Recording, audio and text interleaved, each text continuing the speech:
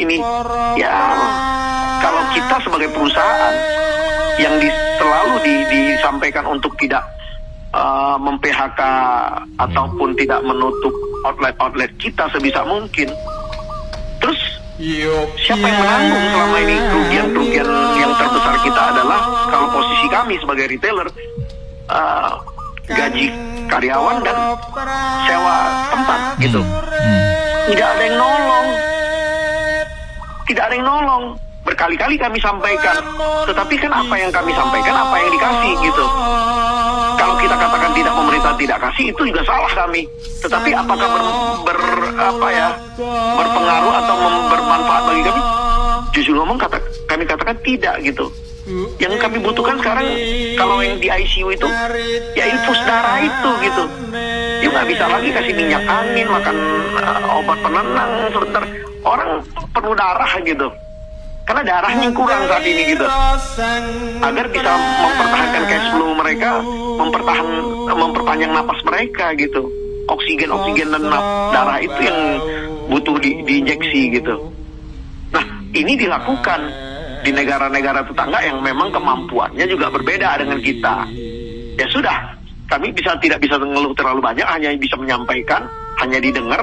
Apakah mereka bisa menerapkan secara tepat apa yang kami inginkan? Ya kita sambil menunggu gitu. Kalau stimulus yang diberikan oleh pemerintah pada pengusaha bagaimana, Pak Tutum? Banyak, tetapi kan ini kan terbagi-bagi dalam ya pertama 400 sekian T, naik 600, sekarang dengarnya sudah 800-an sekian T. Presiden kan sudah marah-marah 2 kali, Bung Lukman. Yeah. Kalau presidennya bisa ngeluh, gimana kita rakyat?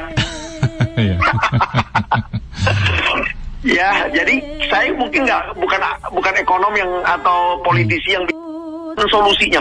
Lah, masalah kami harusnya pemerintah sebelum itu pun udah harus tahu. Apalagi kami sudah sampaikan solusi harus dari kami lagi. Ya nggak ada kerjaan pemerintah nantinya. Masalah kami pemerintah lah yang harus memberikan solusi gitu. Iya kan? Udah itu sering salah lagi solusinya. Bukan kita ingin memojokkan, bukan. Faktanya memang begitu. Jadi akhirnya kita juga memaklumi, karena kenapa? Ya kemampuan pemerintah juga terbatas, dana juga terbatas, mereka juga pertempuran politiknya juga kental, ini itu. Ya jadi yang saya sampaikan kepada para pejabat dan mungkin ekonom-ekonom yang sering minta informasi gitu. Sekarang kami ini tidak bisa ngapa-ngapain, hanya melakukan aksi reaksi. Aksi pemerintah ini, reaksi kami begini gitu. Yuk hanya jual ngomongan, kami boleh percaya boleh enggak kan? Itu kan yang terjadi di masyarakat kita, Bung Lukman. Ya kan? Karena kenapa? Kita melihat bukti gitu. Cara penanganannya begini, mau urusin ini begini. Ini contoh aja Bung Lukman ya. Kita disuruh tetap bertahan. Ini saya menceritakan case aja nih. Kami adalah sektor yang hampir dikatakan sebetulnya tiap hari buka toko, anggota kami. Akhir-akhir ini mungkin agak sedikit kendor pembukaan tokonya. Tetapi masih ada toko-toko yang direncanakan untuk dibuka. Karena pembukaan toko ini planningnya tahunan gitu Bung Lukman. Urus izin aja. Tapi yang memang bukan pemerintah pusat, pemerintah daerah masih tidak ngerti sense of crisisnya. Waduh, minta ampun. Ini kalau kita dapat laporan dari teman-teman, saya kadang-kadang udah hopeless mengatakan ini. Udah berapa presiden kita sampaikan, Pak Jokowi pun langsung saya sendiri pribadi secara ketemu secara secara tatap muka pun udah menyampaikan. Hampir ada satgas untuk ini itu semua. Ya tetap nggak bisa ngomongkan perubahan tidak ada.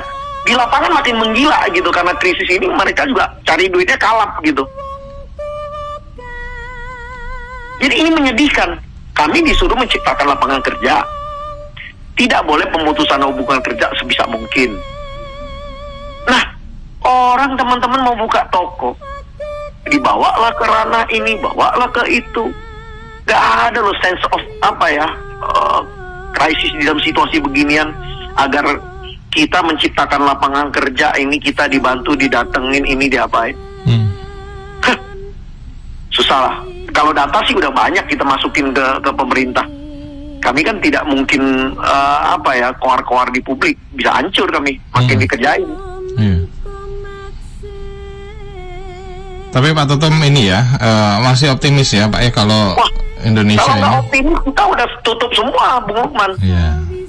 Tetapi kan saya bilang sekali lagi, aksi dan reaksi. Kami punya napas tuh terbatas. Saya kira hampir semua lah, baik produksi, industri, dan kami sebagai jasa perdagangan.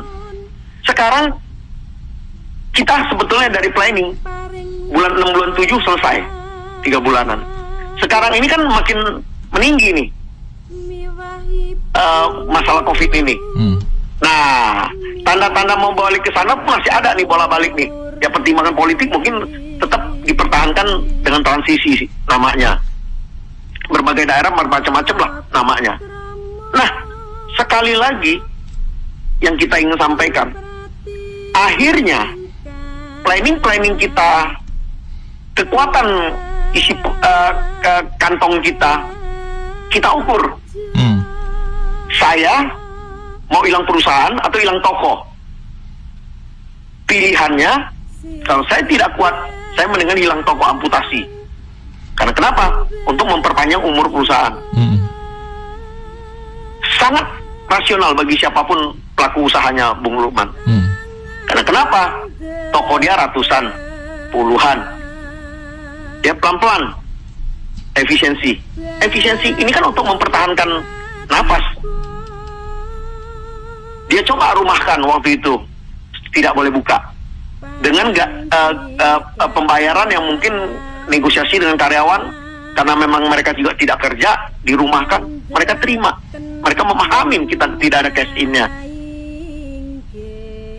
Berkelut dengan bahwa transisi dibolehkan buka dengan 50% pengunjungnya, Anda pasti paham. Pusat belanja ini juga yang datang, data kita tuh belum sampai 75%. Daya beli masyarakat juga rendah ya Pak ya. Betul, karena memang himbauan menghindari keramaian. Aneh kan, penjualan itu harus orang mengundang keramaian. Sebaliknya, satu sisi mengkampanyekan untuk orang tidak datang ke keramaian. Coba kita. Baik, Pak Tutum, kita sapa pendengar ya Pak Tutum ya, ingin bergabung. Ada Pak Slamet Musan di Tangerang. Selamat malam Pak Slamet. Malam Mas Lukman. Malam Pak. Malam Pak Tutung Rahanta. Malam Pak Slamet, apa kabar? Kita lagi lembur juga nih. Gak ada habisnya nih. Iya. Silakan. Pak Tutung, kita nggak bicara pertumbuhan yang main 5,32 itu ya. Itu nggak paham tuh sebagian masyarakat ya, sebagian besar lah bahkan lah ya. Ya kita jelasin juga nggak ngerti lah. Yang penting kita susah beli ini itu gitu lah. Ya, jadi saya mau lihat gini, tahun 2020 itu selama hidup saya, ini tahun yang paling unik. Tahun yang paling unik selama hidup saya. Jadi semuanya seperti apa ya, diatur oleh sekelompok orang gitu ya, nggak jelas sepertinya ya. Satu contoh sepeda. Sekarang itu sepeda bodol aja bisa laku 1 juta loh. Sekarang lagi ngetren ini sepeda ini. Waduh gila itu. Gara-gara ya artis-artis itu pakai sepeda 30 juta, 40 juta.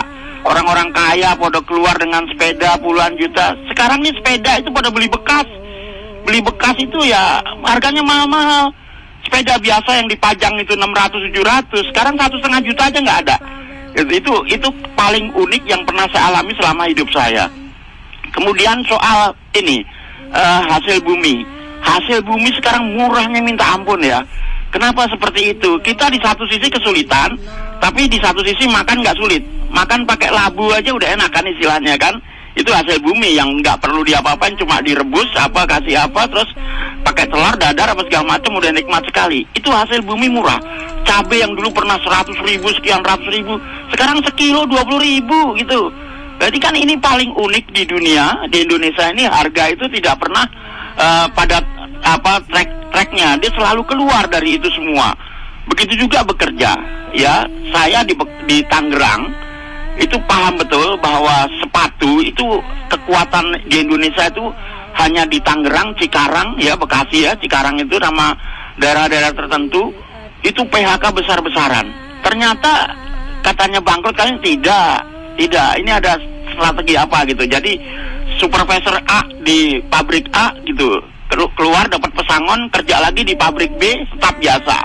Begitu juga si B supervisor bekerja di itu, keluar dapat pesangon, kerja lagi di A. Seperti udah ada aturan kayak gitu. Jadi sebetulnya hanya menurunkan gaji mereka semua, dan anehnya kalau dalam kondisi sulit ini lowongan kerja itu banyak, tapi yang di PHK juga banyak. Kelihatannya mau reposisi ya, keuangan segala macam itu ya, Pak Tutung ahlinya lah.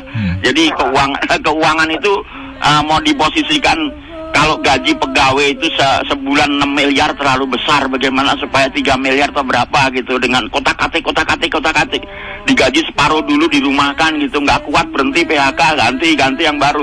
Jadi bangkrut itu sementara sifatnya kayaknya. Jadi bukan bangkrut, kondisi seperti ini. COVID itu harus diambil hikmahnya secara baik.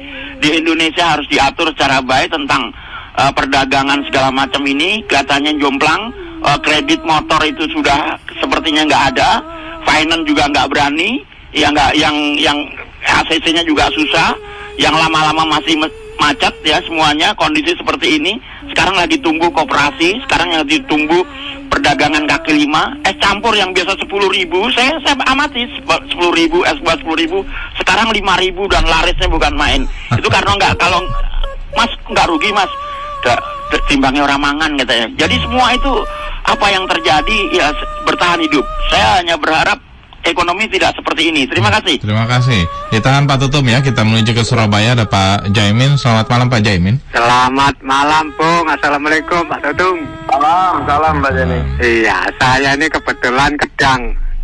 Kalau saya tidak berani mengaku di umum atau di kampus seorang ahli, tetapi semua perusahaan ngakui bahwa saya seorang ahlinya mesin itu. Tetapi begini menurut saya, aktivitas apa sih yang di Indonesia tidak mengharapkan uang banyak atau hasil banyak? Itu kan ada sekelompok orang katanya demi ini demi itu, artinya kan demi ekonominya sendiri, kelompoknya sendiri yang tertinggi. Jadi kalau ingin ekonomi itu pengusaha-pengusaha bersatu, kalau ingin rame atau seperti dulu, lebih dari dulu, rame-rame dah mendirikan rumah sakit, orang-orang disuruh paksa ngaku sakit supaya rame rumah sakitnya. Terima kasih. Assalamualaikum. Waalaikumsalam. Silakan Pak Tutum. Iya, kalau Pak Muksan ini, kalau kita di perdagangan kita ini customer setia kita itu. Pelanggan setia kita itu. Nah gini, Pak Slamet orang yang sangat mengikuti situasi paling update lah soal ekonomi kita ini. Hanya beliau ini kan orang lapangan, Bung Lukman.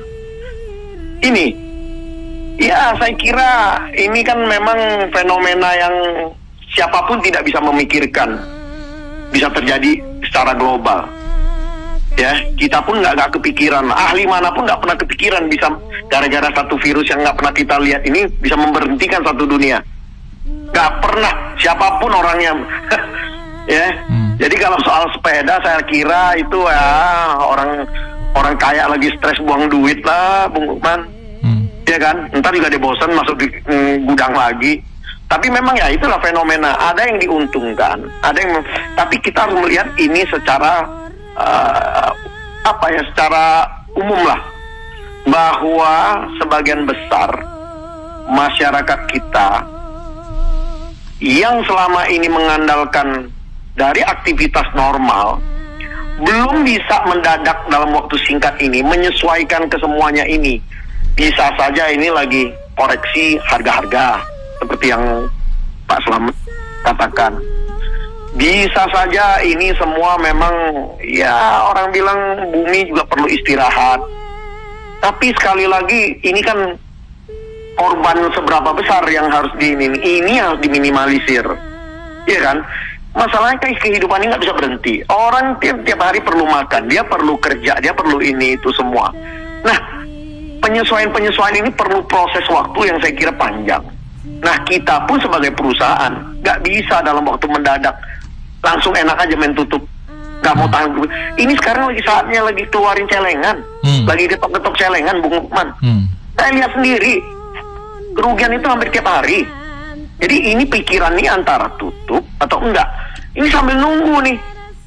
Nah, kita harapin cobalah sampai akhir tahun dulu lagi dah. Tapi ini kan sesuatu yang tidak pasti gitu. Nah, sesuatu yang tidak pasti ini kita sebisa mungkin menahan kos-kos kita yang saya katakan efisiensi tadi.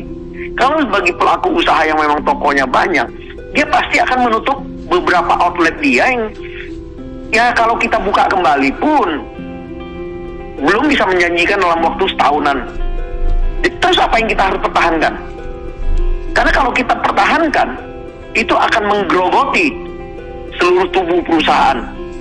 Dari Anda korengan di kaki, lama-lama harus Anda potong satu kaki atau satu badan, Anda akan mati gitu. Pilihannya cuma begitu gitu. Nah, jadi untuk tidak melakukan itu, nah inilah kita kan ada orang tua, ada pemegang saham yang selama ini yang tidak pernah store ke kita, tetapi selalu memang kita harus memberikan dividen gitu, contohnya gitu. Yaitu pemerintah. Ya kan, itu kan pemegang saham kita. Karena setiap tahun kalau kita ada keuntungan, kita harus bayar. Gilirannya sekarang ini kita meminta shareholder ini, ya gotong royong lah, keluarin duit deh, yang sebisa mungkin you bisa bantu deh, udah. Nggak bisa lagi, kita juga nggak bisa ngapa-ngapain gitu. Karena sifatnya adalah kita ada keuntungan, kita bayar gitu. Nggak ada keuntungan, ya kita nggak bayar. Tapi saya kira namanya pemerintah harus menjaga ini semua. Tidak mungkin pemerintah ini ingin ini merembet kemana-mana lah. Karena kenapa? Yang ini nggak jalan pasti mengganggu ke yang lain. Ini saling berkaitan, Bung Lukman. Ini yang saya katakan berat sekali gitu. Itulah kira-kira Bung Lukman saat ini situasinya. Iya. Tapi kalau kita lihat tadi bicara masalah daya beli masyarakat menurun ya Pak Tutum ya. Tapi kalau kita lihat dari laporan BPS pada Juni kemarin, ini penjualan secara online ini melonjak tajam ini ya Pak. Ini saya suka nih, karena baru tadi kita ada tadi siang ada ya rapat di organisasi lah. Ya, ini ada perdebatan yang satu, memang kan kalau organisasi ada banyak sektor nih. Ya, ada yang melihat online, wah sesuatu yang ini karena ada kepentingannya sendiri di satu sisi. Ada dari sektor yang lain. Dia protes, kenapa ini online kok dibatasin, kita protes. Ini satu keniscayaan yang tidak bisa kita tolak, kemajuan teknologi, Bung Lukman. Percaya kan?